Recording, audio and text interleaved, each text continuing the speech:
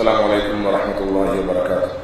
إن الحمد لله نحمده ونستعينه ونستغفره ونعوذ بالله من شرور أنفسنا ومن سيئات أعمالنا. من يهده الله فلا مضل له ومن يضلل فلا هادي له. وأشهد أن لا إله إلا الله وحده لا شريك له وأشهد أن محمدا عبده ورسوله أما بعد. فإن أصدق الحديث كتاب الله وأحسن الهدي هدي محمد وشر الأمور محدثاتها وكل محدثة بدعة وكل بدعة ضلالة وكل ضلالة في النار. அன்புள்ள இஸ்லாமிய சகோதரிகளே தாய்மார்களே, எல்லாம் வல்ல அல்லாஹு தஆலாவின் மிகப்பெரும் பேரருளால் இன்றைய அமர்வில் மத ஒப்பீட்டாய்வு என்றால் என்ன என்ற ஒரு புதிய கலையை இந்த ஜமாத்தினால் துவக்கி வைக்கிறோம். மத ஒப்பீட்டாய்வு என்று சொல்லக்கூடிய கலை என்ன, மதங்களை ஆய்வு செய்யக்கூடிய இந்த கலை தொடர்பாக நாம் எவ்வளவு கவனம் செலுத்த வேண்டும், இதனால் ஏற்படக்கூடிய நன்மைகள் என்ன, இவ்வாறு ஆய்வு செய்யக்கூடிய மதங்களை ஆய்வு செய்து அதிலுள்ள உண்மைகளையும் அதிலுள்ள முரண்பாடுகள் பொய்களையும் வெளிக்கொணருகின்ற ஒரு கலை இஸ்லாத்தில் ஆய்வுக்கு அங்கீகரிக்கப்பட்ட ஒரு கலையா என்பன போன்ற விடயங்களை நம்ம பார்வையிட இருக்கிறோம்.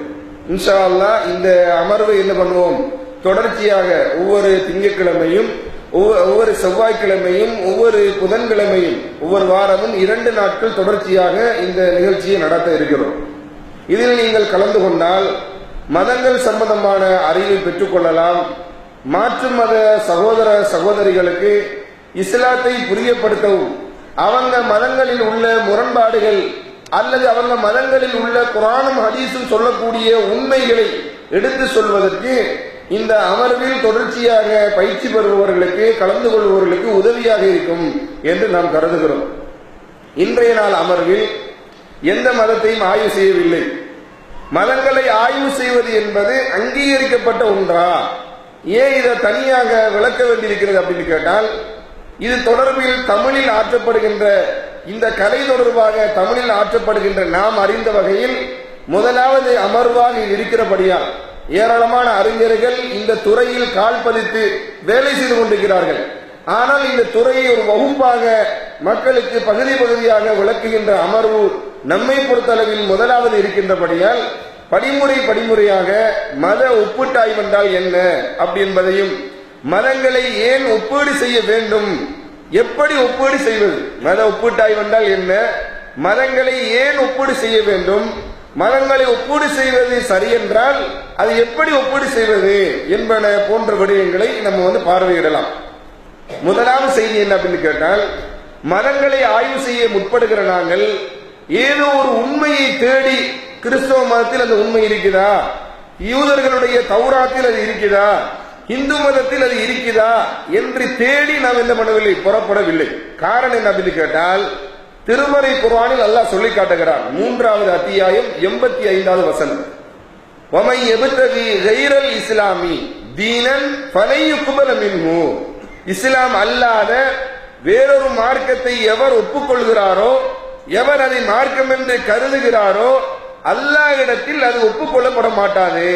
அவர் மனமாக ஒரு இஸ்லாம் நேர்வழி என்று சொல்லி இஸ்லாத்தை விட்டுவிட்டு எந்த மதத்தை அவர் எடுத்துக்கொண்டாலும் அல்லாஹ் அவரிடமிருந்து அதை ஒப்புக்கொள்ள மாட்டான். ஒஹுவபில் ஆகிரத்தின் காசிரீன், மறு உலக வாழ்வில் நஷ்டமடைந்தவர்களில் ஒருவராக அவர் இருப்பார் என்று 3:85 அல்லாஹ் சொல்லி காட்டுகிறார். அப்ப எதுக்கு ஆய்வு செய்கிறோம்?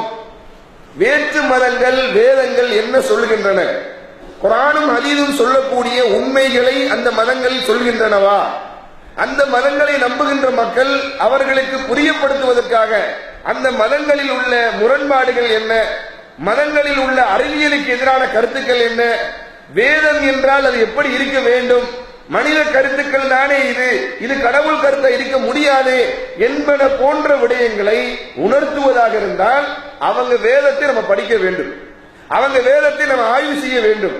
அந்த வேதங்களை அவர்கள் எதையெல்லாம் இது வேதம் என்று கருதுகிறார்களோ, அவர்களுடைய மத வேதாந்திகள் உரிமை கோருகிறார்களோ, அவற்றை நாமும் வாங்கி படித்து அதில் உள்ள விடயங்களை எடுத்து சொல்கின்ற ஒரு கலைதான் மத ஒப்பீட்டாய்வு கலை அப்படி சொல்லி கம்பேராட்டிவ் ரிலிஜன் என்ற ஆங்கிலத்திலும் திராசத்து முகாரணத்தில் அதியான் அல்லது இல்மு முகாரணத்தில் அதியான் மத ஒப்பீட்டாய்வு கலை என்றும் இந்த துறை அழைக்கப்படுகிறது. இந்த துறையை யார் ஆய்வு செய்யலாம்? ஆழமான மார்க்க அறிவுள்ளவர்கள், குர்ஆன் ஹதீஸை ஆய்வு பண்ணியவர்கள், ஆய்வு செய்யக்கூடியவர்கள், அல்லாஹ் தஆலா அந்த ஆற்றலை கொடுத்தவர்கள் வேண்டுமானால் மாற்று மத புத்தகங்களை வாங்கி அதில் உள்ள உண்மைகளை மக்களுக்கு எடுத்து சொல்வதற்காக, அதில் உள்ள தவறான விடயங்களை விளக்குவதற்காக முற்படலாமே தவிர, குர்ஆன் ஹதீஸ் தெரியாத ஒரு சாதாரண ஒரு பாமர மகன், மார்க்க அறிவு இல்லாத ஒருவர், குர்ஆன் ஹதீஸை பற்றிய தெளிவே அவருக்கு போதாது என்ற நிலையில் இருக்கிறவர்கள் இந்த வேத புத்தகங்களை வாங்கி ஆய்வு செய்ய வேண்டிய அவசியமே கிடையாது. ஆய்வு பண்ண மார்க்கத்தோடு தான் போயிருவாங்க. அப்ப முதலில் மார்க்கத்தை ஆழமாக படிக்கிறது தான் அவங்க கடமை. கற்று விடுவார்கள் என்று சொன்னால், குர்ஆன் ஹதீஸை படித்து விட்டால் எந்த நூலையும் குர்ஆன் ஹதீஸ் என்ற உரைகளில் வைத்து நாம் உரசி அந்த நூலில் உள்ளது சரியா பிழையா என்று கண்டுபிடித்து விடலாம். அன்புள்ள சகோதரர்களே, நேர்வழியை அறிந்து கொள்வதற்கு குர்ஆனே போதும். அல்லாஹ் சொல்லி காட்டுகிறான், அவலம் யக்ஃபிஹிம் அன்னா அன்ஸல்னா அலைக்கல் கிதாப யுத்லா அலைஹிம் இன்ன ஃபீ ஸாலிக லரஹ்மத்தன் வ ذிக்ரா லிகௌமின் யுமினூன். உமக்கு வேதத்தை நாம் அருளி அதில் கூறப்படுவது அவர்களுக்கு போதாதா? அது அவங்களுக்கு போதும். அல்லாஹ் சொல்லி காட்டுகிறான், நம்பிக்கை கொள்ளும் சமுதாயத்துக்கு இதிலே அறிவும் அருளும் அறிவுரையும் இருக்கிறது. குர்ஆனே நேர்வழிக்கு போதுமானது என்று 29வது அத்தியாயம் 51ஆம் வசனத்தில் அல்லாஹ் சொல்லி காட்டுகிறான். நம்ம மார்க்க அடிப்படையில் இப்படி ஆய்வு செய்வதற்குரிய ஏதாவது ஆதாரங்கள் இருக்கிறதா அதை நம்ம பார்க்க வேண்டும். ஏன் பார்க்க வேண்டும்? உலமாக்கள் ஒரு குழுவினர்கள் சொல்றாங்க, இந்த ஆய்வெல்லாம் வேண்டியதே கிடையாது, நபிகள் நாயகம் இந்த மாதிரி ஆய்வு பண்ணி அதன் மூலம் இஸ்லாத்தை சொன்னாங்களா?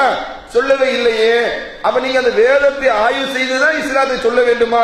குர்ஆனில் உள்ளதை எடுத்து சொல்லுங்கள், விரும்பினா ஒப்புக்கொள்ளட்டும், இல்ல நீ மறுத்துட்டு போயிடட்டும், இந்த கலை ஒழிக்கப்பட வேண்டிய கலை என்று சொல்லுகின்ற விரல் விட்டென்னுகின்ற சொற்பமான மார்க்க அறிஞர்களும் வரலாற்றில் வாழ்ந்திருக்கிறார்கள். ஆனா அதுக்கு பதிலும் சொல்லப்பட்டிருக்கின்றன. போலியான வாதங்களை உடைத்தெறிவதற்கும் போலியான ஆதாரங்கள் முன்வைக்கின்ற சாரார்களை அடையாளப்படுத்துவதற்காகவும் உங்க வேதத்தை கொண்டு வாங்க, ஆதாரத்தை எடுத்து வைங்க, அதை நாங்க பார்க்கிறோம் என்று சொல்வது மார்க்கத்தில் உள்ளதுதான். குர்ஆனில் அல்லாஹ் 4 இடங்களில் ஹாத்து புர்ஹானக்கும், மாற்று மதத்தவர்களை பார்த்து, யூத கிறிஸ்தவர்களை பார்த்து, யூதர்களை பார்த்து, ஹாத்து புர்ஹானக்கும், உங்கள் ஆதாரங்களை கொண்டு வாருங்கள், இங்குந்தும் சாதித்தீன், கூற்றில் உண்மையாளர்கள் என்றால் ஆதாரங்களை கொண்டு வாருங்கள் அல்லாஹ் தஆலா சொல்லி காட்டுகிறான். 28, 75 சொல்லி காட்டுகிறான். 27, 64, 21, 24, 2, 111 இப்படி 4 இடங்களில் கூற்றில் உண்மையாளர்கள் என்றால் ஆதாரத்தை கொண்டு வாங்க. அவங்க எங்கிருந்து கொண்டு வருவார்கள்?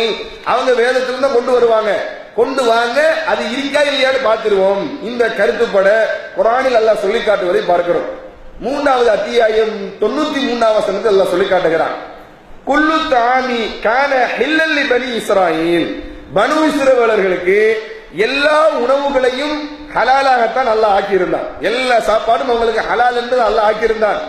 இல்லா மா ஹர்ரம இஸ்ராயீலு அலா நஃப்ஸிஹி மின் கப்லி அன் துனஸ்ஸல தௌரா, தௌராத் அருளப்படுவதற்கு முன்பாக இஸ்ராயீல் தம் மீது ஹராமாக்கி கொண்டதை தவிர, இஸ்ராயீல் என்ன? யாக்கூப் அலைஹிஸ்ஸலாம். இந்த இடத்துல யாக்கூப் அலைஹிஸ்ஸலாம் அவர்கள் தன் மீது ஹராம் என்று அறிவித்ததை தவிர அத்தனை சாப்பாடும் பனு இஸ்ரவேலர்களுக்கு ஹலாலாகத்தான் இருந்தன. சொல்லிவிட்டு அல்லாஹ் சொல்றான், குல் ஃபஅது பித்தௌரா, நீங்கள் உண்மையாளர்களாக இருந்தால், ஃபத்லூஹா இன்குந்தும் சாதித்தீன், நீங்கள் உண்மையாளர்களாக இருந்தால் தௌராத்தை கொண்டு படித்து காட்டுங்கள். அல்லாஹ் என்ன பண்றான்? நீங்க அந்த சாரார்களுக்கு நிரூபிக்கிறதுக்காக தௌராத்தில் அப்படி எல்லாம் கிடையாது. கூற்றில் உண்மையாளர் என்றால் நபிகள் நாயகம் காலத்தில் இந்த சவால் விடப்படுகிறது. தௌராத்தை கொண்டு வாருங்கள், கொண்டு நீங்களே அதை படித்து என்ன பண்ணுங்கள், எடுத்து காட்டுங்க. 3:93 அல்லாஹ் தஆலா சொல்லி காட்டுகிறான். அதே மாதிரி நான் பார்த்தோம் சொன்னால், ஒரு சபையில மாற்று மதத்தவர்கள் தங்கள் வேதத்தில் உள்ளதை மறைக்க முற்படுவார்கள் சொன்னால், நமது இஸ்லாமிய சமுதாயத்தை சேர்ந்தவர்கள் வேதம் படித்தவர்கள் இருப்பார்கள் என்றால் அவர்களை வைத்து அந்த வேதத்தில் என்ன இருக்குது, அந்த வேதத்தில் நீ சொல்றது கிடையாது அல்லது மறைக்கிறீர்கள் என்று எடுத்துக்காட்டுகின்ற ஒரு கலைக்கும் இந்த மார்க்கம் அனுமதி வழங்குகிறது. அந்த மாதிரி எடுத்துக்காட்டலாம். அப்துல்லாஹ் இப்னு சலாம் என்று சொல்லக்கூடிய ஒரு நபி தோழர், யூத மதத்துடைய மதகுருவாக இருந்த ஒரு தோழர். இவர் புனித தீனுல் இஸ்லாத்தை தழுவிக் கொள்கிறார். அல்லாஹ்வின் தூதர் காலத்தில் அப்துல்லாஹ் இப்னு உமர் அறிவிக்கிறாங்க, யஹூதிகள் ரசூல் ஸல்லல்லாஹு அலைஹி வஸல்லம் வந்தாங்க. யஹூதிகள் நபிகள் நாயகத்திடத்துல வந்து, எங்க சமுதாயத்தில் ஒரு ஆணும் பெண்ணும் விபச்சாரம் செய்து விட்டார்கள் அப்படின்னு சொன்னார்கள். நபிகள் நாயகம் ஸல்லல்லாஹு அலைஹி வஸல்லம் கேட்கிறாங்க, உங்களுடைய தௌராத்தில் மரண தண்டனை குறித்து என்ன சொல்லப்பட்டிருக்கின்றது? ஃபீ ஷஅனிர் ரஜும், கல்லெறிந்து கொள்ளுகின்ற மரண தண்டனை குறித்து தௌராத்தில்